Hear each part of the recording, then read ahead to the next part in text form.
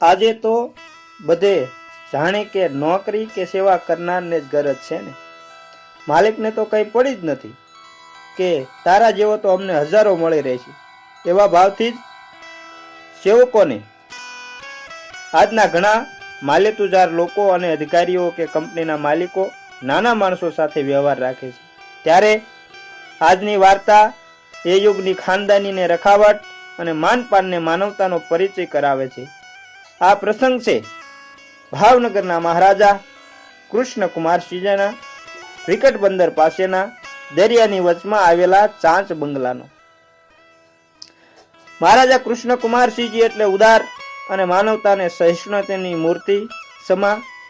તેમના જેટલી સમજ અને ઉદારતાને માનવતા આજે બહુ ઓછા માલિકોમાં દેખાય છે. ત્યારે આ પ્રસંગ આપણને વિચારતા કરી મૂકે છે કે આજ કેમ આવું થયું.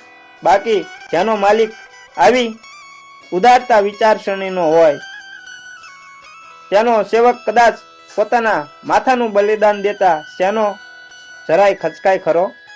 આ વાત છે મહારાજ કૃષ્ણકુમારસિંહના ડાયવર દીપુબા જયસંગજી જાડેજાની. જેઓ મહારાજ કૃષ્ણકુમારજીના વફાદાર અને સમય પાલકને વિવેકી ડાયવર હતા. જ્યાં મહારાજા જાય ત્યાં દીપુબા ને જ ભેગા લઈ જાય અને દીપુબા પણ કોઈ દિવસ એ કઈ બાબતમાં ચૂક ન કરે અને વાણી વર્તન એવા કાબુમાં રાખે કે મહારાજાને આ બધું ફાવી ગયેલું. હવે એક દિવસ મહારાજા કૃષ્ણકુમારસિંહજી અને દીપુબા ચાંચ બંગલે આવ્યા છે. ઠંડી કે મારું કામ હાથ જો બહાર રહી ગયો હોય તો ઘડીકમાં જ બરફ થઈ જાય. એમાંય પાછો આ તો દરિયા કિનારો એટલે ન પૂછો એવી ટાઈટ. દીપુભાને ચાની એવી તલબ કે બસ દિવસ ઉગ્યા પહેલા ચા જોઈએ ને ચા મળ્યા પછી જ જાણે કે એમનું મગજ હાલતું થાય એવા પિયાસી. તે ચાંચ બંગલે આવ્યા છે ને બહાર ઊભા છે. ત્યાં ઝાકળમાં એક માણસ દેખાયો. જેને થયું કે આ અહીંનો માણસ છે. તે તરત જ તેને એક ટપલી મારી અને કહે કે મને જલ્દી એક કપ ચા આપજો. દીપુભા તો બિંદાસ ત્યાં જ ઠંડી ઉડાડતા ઉડાડતા ચાની રાહ જોતા ઊભા રહ્યા. ત્યાં તો થોડી વારમાં જ મહારાજ કૃષ્ણકુમારસિંહજી ખુદ જ ચાનો કપ લાવીને બોલ્યા, લ્યો દીપુભા, આ તમારી ચા. જ્યાં દીપુભાઈએ સામું જોયું ત્યાં તો એમના મોતિયા મરી ગયા. અરે આ તો મહારાજા છે, મેં ધારેલો એ માણસ ક્યાં છે? તરત જ દીપુભા તો માંડ્યા ટાઢા ઢોળવા કે બાપુ, મને ખબર નહીં કે આપ હતા ને મારાથી તમને ટપલી મરાઈ ગઈ અને આપને આ કામ ચીંધ્યું. પરંતુ આ તો ભાઈ મહારાજા હતા. એ થોડા કોઈ સંકુચિત મનના માણસ હતા. તે કહે, અરે એમાં શું દીપુભા, તમે ઘરના જ માણસ છો ને, તમે કાયમ મારી સેવા કરો છો, તો એકાદ દિવસ હું તમારી આવી સેવા કરું એમાં શું ખોટું? મને આવી તક ક્યાંથી મળત?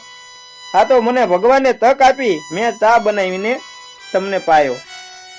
દીપુભાને આટલી સાંત્વના પછી પણ એમના મનને શાંતિ થતી નથી ને મનમાં કદાચ એમ થાય છે કે બાપુ કદાચ મને મહરમાં ચા પાતા હશે. મહરમાં ચા પાતા હશે કે શું? તો કહે, બાપુ મને માફ કરી દો. હવે આવું સાંભળતા તો મહારાજા વધુ ને વધુ મલમપટ્ટો કરી ડાયવરના સંકોચને ઓછો કરવા માંડ્યા.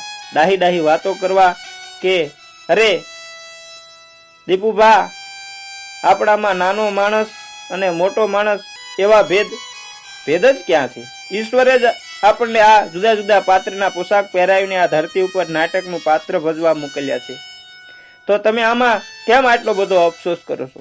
દીપુભા કહે, આપની બધી વાત સોનાની, પણ આ સારું ન થયું કહેવાય. 800 પાદરનો ધણી એક નાના માણસ માટે ચા બનાવી લાવે એ મારા માટે શરમનો પાર નથી. મારો અવતાર બગડ્યો એવો મને અફસોસ થાય છે. મહારાજને થયું કે આ માણસ ખૂબ ખેલદિલ અને રુજુ હૃદયનો છે. તેને આ ઘટનાથી ખૂબ લાગી આવ્યું છે. તો પોતે વધુ ને વધુ વાતો કરવા માંડ્યા કે દીપુભાને શરમ ઓછી થાય.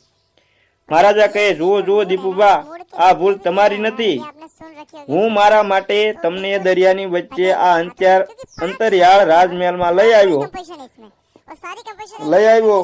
કે નહીં? સાચું ને? દીપુભા કહે, હા બાપ. આથી આ ભૂલ મારી છે કે મેં એ ન વિચાર્યું કે દીપુભાને સવારે પહેલા ચા જોશે ને ચાની વહેલી વ્યવસ્થા અહીં ન રાખી. એ મારી ભૂલ ગણાય.